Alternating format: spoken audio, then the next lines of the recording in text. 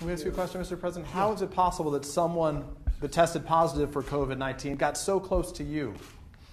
Well, I think probably that has to do with the fact that we all believe in tests. We have the best tests in the world, but they were tested. I believe they're tested on a weekly basis. I just had a test, as you probably heard. In fact, I had one yesterday and I had one today, and it's negative. Mike just had a test and it's negative. But they do the tests, and it just shows you that the fallacy, it's what I've been saying.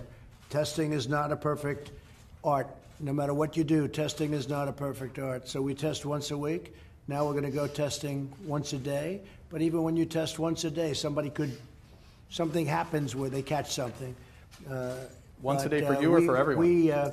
I've had very little personal contact with this gentleman. Know who he is, good person, but I've had very little contact. Mike has had very little contact with him.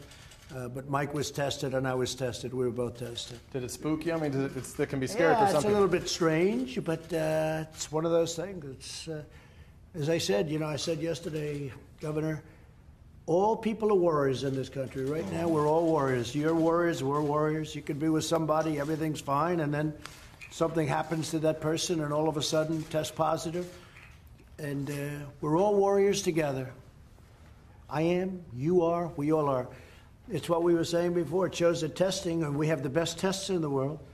But what happens in between when you got tested and just a couple of days later?